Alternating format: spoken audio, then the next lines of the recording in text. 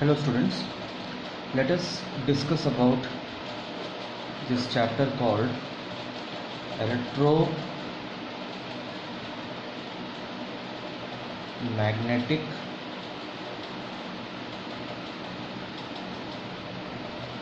induction. Now, in our previous chapter, we studied that whenever there is a current carrying conductor is there, around it a magnetic field is created. Actually, this one experiment was done by Ørsted, I think in 1820 or 1830. He took a like this. He took a conducting wire, okay, and when current is passed to the conducting wire, you bring a magnetic compass near it, it started rotating. So this current carrying conductor rotated this magnetic compass. So is the reverse also true? So they started experimentation on that. There was a scientist called Faraday. What he did was, see here what is the implication. If current carrying conductor is there, it is creating some magnetic field. That is why this compass is influenced. Okay, so if because of B can I influence I, that will be the reverse process. So there was a scientist called Faraday. He did one experiment. The experiment is like this. He took a iron ring, and one end he connected that to a battery, okay, and another end he connected that to a galvanometer with some readings, okay, 0, 1, 2, like that. So you can see there is a switch provided. This is a battery connection, this is an iron ring. So when the switch is closed, the current passed, and this is an iron. So when current passes, there will be a magnetic field created around this iron core. He observed that this needle was influenced. The needle from 0, it went and has shown some reading. So when the switch is disconnected or switch is off, it came back to 0. So he wondered what was the reason for that. It means that, did iron create this current? No. So this magnetic field which was created when you operated the current, there was a magnetic field. Earlier there was no magnetic field. Later on, when you pass the current, there was some magnetic field. This magnetic field influenced this current. So in current electricity chapter, we have learned that if there is a current in the circuit, there must be some EMF. So they call this EMF as induced EMF, induced because of the magnetic field. Okay, so here this reverse also is true, but here they introduced a term called flux. It is denoted by phi. Basically it is the product of magnetic field and the area. So flux is defined as such a way that, see, when the current is passing in this iron loop, this magnetic field line is created everywhere, okay, but if you consider a particular area, let us say I take an area, how many magnetic field lines are passing through it? This is what is flux. Okay, so large number of lines passing through it means large flux, and small number of lines passing means small flux. So this flux got influenced because of operation of this, what he has done. When current was there, the flux was something else. When the current was stopped, the flux was something else. So there was a change in flux because there was a change in magnetic field. So this influenced this galvanometer. So this is what is the principle of electromagnetic induction. So this flux is dependent upon two parameters, magnetic field and area. Here we write it as this area must be perpendicular to the magnetic field. That is what is definition of the flux. Suppose your field lines are going like this and you keep the area parallel, the flux will be 0. Even though there is B, this area is parallel to this, so there is no change in the flux. Amount of lines that are passing through a area, that is what we are trying to figure out. Suppose this area is kept perpendicular to the, this is a wire, okay. If you see from this side if you see, it may be a circular or it can be a square wire. Through this these lines are passing, okay, like this.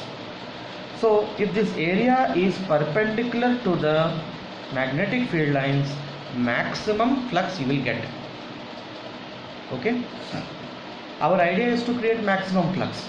So one way of doing it is orienting the area in the direction which is perpendicular to the magnetic field lines. There can be a situation where your area is inclined like this. So in this situation also it is making some angle theta, so you have to take the components. This is one area component in the perpendicular direction and in the parallel direction. Parallel direction will have no contribution, but the perpendicular direction area will be giving us the flux. So how to increase the flux means, either you increase the number of field lines. Suppose you have an area, okay, initially you passed 3 lines, there will be some flux. You can increase the strength of the magnet and you can increase the number of lines passing through it. So you can influence the flux by changing the field strength, or you can change the area orientation. If the area orientation is like this, you can make it like this. Then more number of lines will go, the flux will be influenced. You can also add number of loops. See, if one loop is there, you will have some flux. If you are adding more number of coils, that means how much will be the flux? If n coils are added, it will be n times, okay. So the 3 ways is, either you increase the B value, orient the area properly, and increase the number of loops. So all this will lead to the change in flux, and with this, when you alter the flux, there will be some current induced in the circuit, okay. So that type of current is called electromagnetic, that is electromagnetic induction.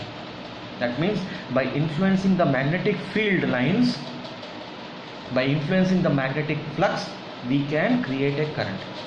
Now when you compare this with your regular current, that is your DC, the power supply will be uniform, you see, but here it is alternating, okay. So this is the principle of alternating current also.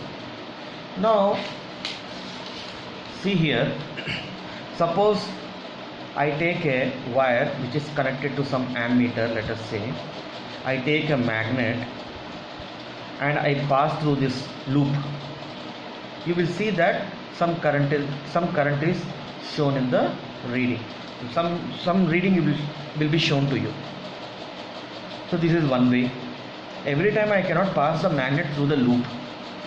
All I need to do is, in this area there is some flux already. If I can influence that flux by some means, I will see the current passing through the loop.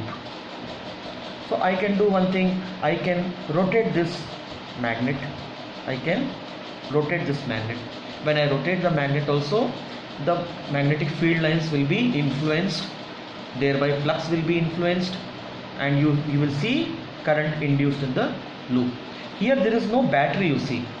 You are influencing the current in the wire by changing the flux. Okay, remember this point. In this, you don't need a battery. When you change, all you need to do is, you have to change flux. You will find some induced current in the wire. Okay. So this is what is the principle of a generator also, no? So generator, you take a strong magnetic field and you can take a coil and you can spin it. When you spin it, what will happen? When you spin it, the flux will be altered every point of time. When the flux is altered, the current also will change. Okay, so these are some basic points in this electromagnetic induction. The most important point, what you need to, we have not discussed here the direction of induced current. We have only discussed right now that by influencing the flux you can get induced EMF, thereby current. Okay, so there are many applications of this concept. You see in your microphone, and you see at various places. Current generation, let us say, see here I am saying that I need to rotate this magnet, and rotation of this magnet will change the flux, and thereby current will come.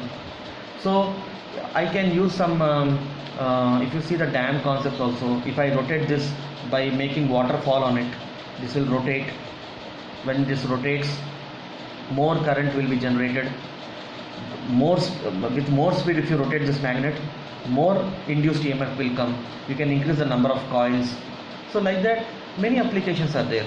But the basic thing what you need to understand at this stage is this type of current is different from the type of current what you have studied in current electricity.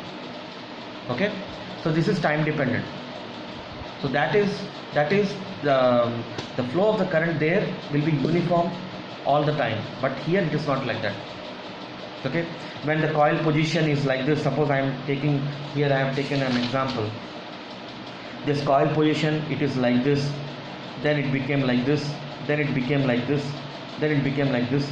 Every time the flux is altered, every time I is altered, this I is not uniform. Alright, so please note these basic differences between the DC and AC.